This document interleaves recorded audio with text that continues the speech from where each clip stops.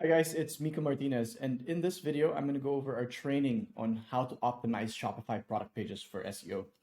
So, if you don't know who I am a Shopify SEO expert. I've been in the SEO industry for over 6 years now. I've worked on over 200 plus projects and helped scale some of them to over 7 figures in annual revenue. Right?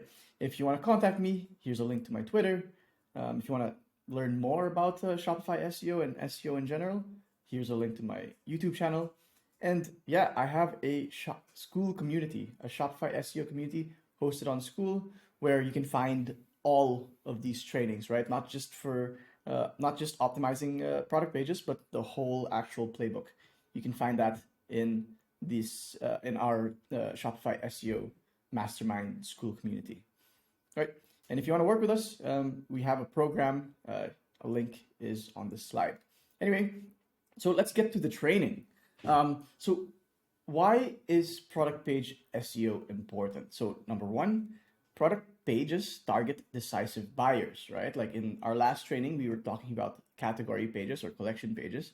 And unlike broader category pages, product pages capture users at the decision-making stage of their buying journey, directly driving conversions. For example, if someone was searching for Vitamix 5200 blender versus blenders, they're further along the funnel or the buying journey, so they're more likely to purchase. Espresso machines versus Breville Barista Express Espresso machine. That's a tongue twister. So the more specific the keyword is, the more likely they're going to purchase, right? And these product specific keywords typically have lower search volumes, but because they attract highly targeted traffic, they usually result in very high conversion rates. Like we've seen product conversion rates, well, specifically from SEO, right? If that traffic is from SEO, we've seen product page conversion rates as high as 5 to 15%, and collection page conversion rates around 2 to 5%, right? And high conversion rates boost SEO. High conversion rate signals to the search engines that customers are satisfied with their search results and indicate that your site is providing relevant and valuable content. Basically, it signals to the search engine that customers or users are finding exactly what they're looking for, right? So by optimizing your product pages for conversions through clear descriptions, compelling calls to action, and user-friendly layouts, you are simultaneously or essentially enhancing your SEO as well, okay? Next, there are some important SEO considerations when it comes to product pages. Number one, keyword cannibalization. If you're managing a store with hundreds or even thousands of products, you need to watch out for keyword cannibalization. It happens when two pages on your site compete for the same search term, resulting in neither of them ranking, right? I have a video on keyword cannibalization on Shopify stores in my YouTube channel. I recommend you take a look at it. I go into greater detail there, how to spot it and how to fix it. It's incredibly important that your product pages aren't cannibalizing each other.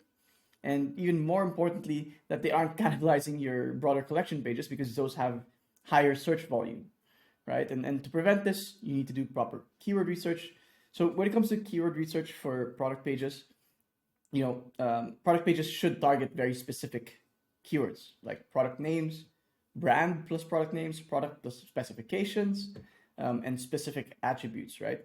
You want to make sure these keywords are specific enough that they're not going to compete with your broader collection pages, right? Like when you look at this example, Samsung Galaxy S22 Ultra, that's most likely not going to compete against your collection page, which could be like Samsung smartphone or something like that, right? And so, but like as I mentioned earlier, product pages usually have much less search volume than the broader category pages, right? So if they don't have much search volume, should you rank them at all, or should you try to even optimize them for SEO, right?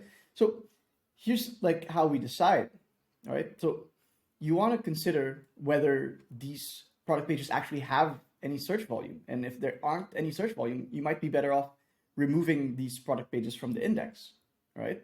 So consider these two examples, a fishing store, Omnia. If you see the product names above, like Finesse Bullets, Hack Attack Flipping Jig, Chatterbait Elite, Dominator Tube, you see that these are made up product names, right? So they probably don't have any search volume. So for this brand, they're better off focusing on ranking the collection pages that target broader categories like bass fishing lures or saltwater jigs. Okay.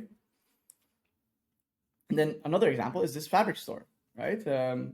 They have products titled silk or spandex, stretch crepe, the sheen blue, or the same thing in navy, right? Like these product pages are, again, too specific that they likely have no search volume. So instead of putting your effort or resources into trying to optimize each of these product pages, you're better off targeting more broad search terms with your collection pages, like cotton woven fabrics, quilting cotton fabrics, eco-friendly fabrics, etc. Right? So that's really how you decide whether to invest your resources or put some effort into ranking your product pages. It's mostly through search volume. If a product page has no search volume, you're better off prioritizing something else, like the product category pages, and even like no indexing these product pages, because they don't have or provide any SEO value really. Okay. So when should you actually rank your product pages? Well, if you look at this example, on the Soapery, they have a collection page on essential oils, right? And this essential oils page actually ranks #1 in the UK for essential oils. But if you look at the specific product pages, these product pages also have search volume, right? And they rank for these product pages like rosemary essential oil, sandalwood essential oil, eucalyptus essential oil. These individual product pages each have a very good amount of search volume. So you should be trying to rank these product pages, right? So given the examples I gave above, with the fishing store, the fabric store, and the Soapery, determining whether to rank your product pages is very dependent on your specific business and the nature of the products you sell, and essentially what you see on the search engine results page, right? Like whether these products, these individual products, actually have any search volume, right? And if there's sufficient search volume for each of these products, then you should probably try to rank them, because again, they might have lower search volume, but they attract highly targeted traffic. So the conversion rates are much, much higher.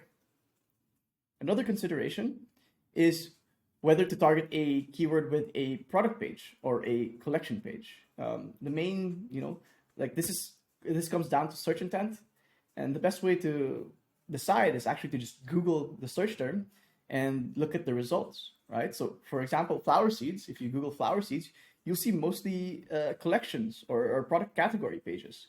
So, if Google or the search engine is deciding to rank product category pages, then you should be trying to rank a product category page as well.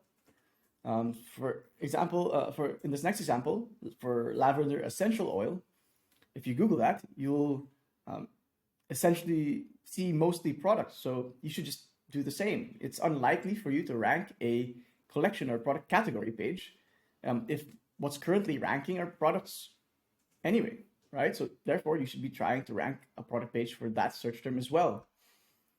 So just to summarize this, like Google is showing you what type of content it prefers. You just need to follow it.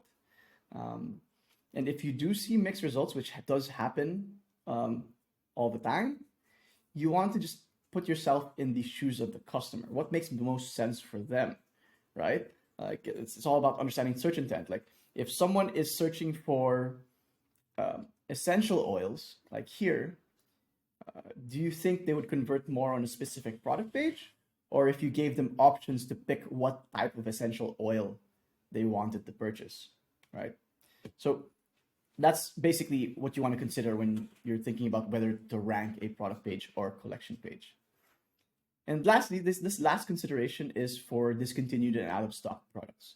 And a lot of brands make this big mistake when they delete discontinued or out of stock product pages. It's a big mistake because if these product pages have search volume, right, and if they're ranking, you'll end up losing that traffic or rankings by deleting that product because it goes to a 404 page, right? So this is what you want to do instead. For discontinued products, you want to keep the page active and replace the purchase option with a link to related products or alternatives. This is how REI does it on their site. So if the product's unavailable, they have a button for shop similar products instead of the purchase button. And for out of stock products, you want to also keep them up and allow customers to subscribe to stock notifications. Like this is how Brewmate does it. Because this specific color is out of stock, they have, instead of the purchase button or add to cart button, they have a notify me when available button. Okay. And it's important to note that if your competitors have the same product in stock and you don't, your rankings may temporarily decline. Because again, like it comes down to, well, all the way up there, it's like your conversion rates affect your SEO. And if your product is out of stock or discontinued, the conversion rate is essentially zero, and customers are not finding what they're looking for. And the search engine can see this. And therefore, you may temporarily lose your rankings whenever your products are discontinued or out of stock, right? So, but if you are able to restock immediately, you most likely are able to recover those rankings, right? Especially if you implement these things like allowing them to shop similar products or allowing them to notify them when these products are available. Because again, the search engine will see that they're somewhat still engaged with your content, right? So now that we've gone through the importance of product pages and the SEO considerations of product pages, let's go down to how to optimize these product pages, right? So just like the collection pages, there are key SEO elements: the title tag, the URL, and H1. And these are the three most important on-page SEO elements because these are the first things that the Google crawler or search engine actually looks at, right? So when it comes to title tag, you want to have your target keyword at the start of your title tag. You can use up to 60 characters. If lower, you can use secondary keywords or modifiers like buy, online shop. And for stores with hundreds or even thousands of products, you can use a bulk title tag template to apply to all product pages like this. Okay. For H1, the H1 should simply be the name of the product and your target keyword, right? If it's peanut butter plant-based protein powder, the H1 should be peanut butter plant-based protein powder. For URL, just like your H1, you want to keep your URL as short as possible, but contain your target keyword. So you can just make your URL peanut butter plant-based protein powder, right? Simple enough, okay? And, on top of, the three key SEO elements, you want to add, just like the collection pages, you want to add more content to the product pages. Again, the reasoning for this is simple. More content increases relevance. It provides more context to search engines as to what the page is about. And if you make it easier for search engines to understand what the page is about, the higher you are likely to rank, right? So this is our template. We have the H1 top, a short description here, 50 to 150 words, features and benefits, specifications in a table format. It's very important that you have them in a table format. I'll explain why later. A detailed product description of 500 to 1,000 words, frequently asked questions in the form of an accordion. That way you're not hurting any user experience. And then, of course, the product reviews at the bottom, right? So let's go through each of these sections in greater detail. So the short description on top, you should just simply explain what it is and why customers should buy it. Again, keep it 50 to 150 words max. You want to keep this short. You don't want it so long because customers just really want a quick idea of why it's good. Why they should be purchasing this product, right? So here's a good example on Ferret Pets. Very short description, basically telling customers why or exactly why they should buy this product, right? And for SEO, you just want to make sure you include the product name in the short description, right? In the next section, because most customers will skim content, it's good to highlight unique product features and benefits in bullet points. Here's a good example on my protein, key benefits of the product. Again, the goal here is to simply add more relevant content to the page while improving user experience and conversion rates. Okay. And the next section is the specifications. And yeah, we want to add this in table format. Like, you want to include any technical specifications, weight, dimensions, size, material, etc. And you want it to be in a clear table format like this. And the reason for that is because if it's in a table format, it actually allows you to get rich snippets on the SERP like this. You can see it here, right? One thing to note though is that I have seen much less and less of these types of rich snippets appearing on the SERPs, but it's still important to have them just in case. Like it's good for user experience in the end. And if you can get a rich snippet like this, it's important that you do it, right? Yeah, so this is how they do it on REI, right? It's a very simple table for specifications, okay? And then next is the detailed product description below the product grid. I mean, below the product, the specifications, the features and benefits, etc. This is where you can go into greater detail about the product, what makes the product different from other products. You're going to go into detail about the features and benefits you mentioned on top in the bullet points, any ingredients, nutritional information, etc., suggested use, directions. You don't want to make this too long still, because it's still essentially a product page. The goal is not to inform them too much. I mean, like the goal is still for them to convert, right? This isn't a blog post. And this is how basically Fair Pets did it, right? Keep it short, but full of valuable information. And then we have the FAQ accordion. The idea is simply to answer questions your customers might have before deciding to purchase. This is how Fair Pets do it. They've done it really well. And these are, really common, frequently asked questions, I think, right? What volume, is scoop size? How many servings are in one jar? Etc., etc., etc. And for implementation, we like to use this code done by Mircea Pitorca. It's really, it's really simple, user-friendly. And the best thing about it is that it automatically adds the FAQ structured data, which helps you get the rich snippets for FAQs. Okay. Next, and very important, is the product images. High quality product images are crucial for boosting conversion rates. A high conversion rate is important for SEO because, again, it signals to search engines that customers are finding exactly what they're looking for. So to improve conversion rates using images, you want to showcase the product clearly, highlight key features, and demonstrate usage, right? Here's a good example on Saris. Like, you want to show the product clearly, demonstrate being used, even like some lifestyle photos, so they can, so the customers can imagine themselves using the product, right? And for SEO, here are some considerations. You want to avoid generic file names. You want to name the product like that. You want to name the image the actual product name plus whatever is happening on the image, right? Whether it's a feature or like how it's being used. And for the alt text, you want to use a descriptive alt text, basically describing what's happening on the image. For image format, you want to use WebP or JPEG.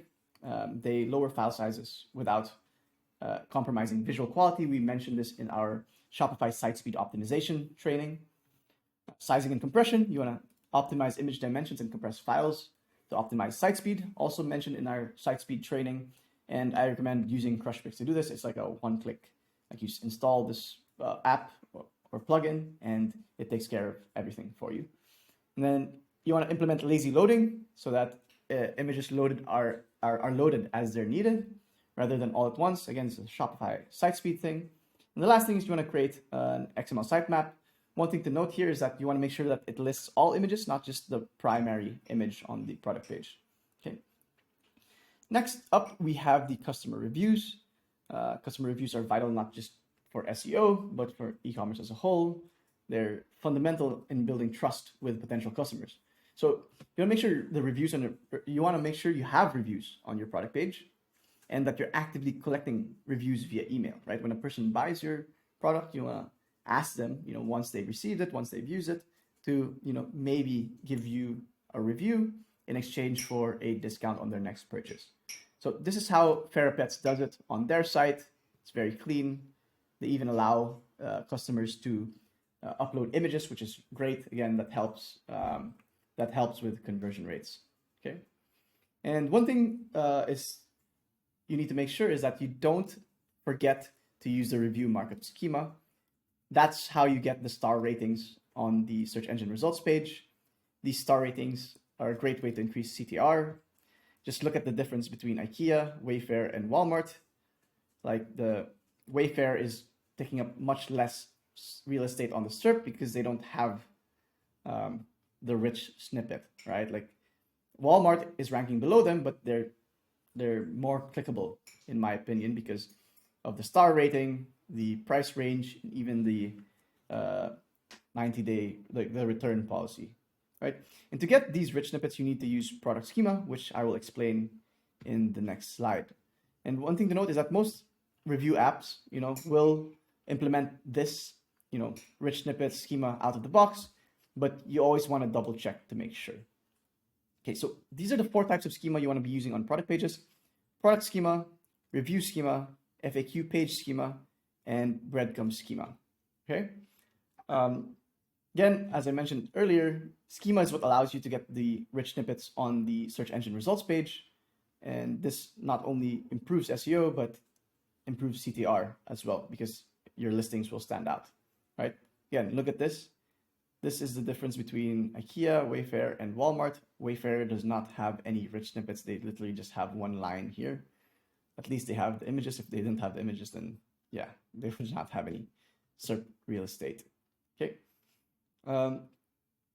Next is the breadcrumbs. Breadcrumbs are those small links at the top of the page that allow you to go back to the previous page you visited, right? So here's an example from Best Buy. They're not only useful for navigation, but if you implement breadcrumb schema, like I mentioned up here, you can actually get this rich snippet on the SERP, which isn't like very noticeable, but it's still important or useful to have, right? And to learn how to implement breadcrumbs properly, I recommend you take a look at our training on technical SEO for Shopify. There's a link here.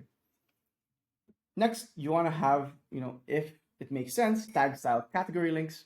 They provide a good way for your customers to explore related collections, categories, or products.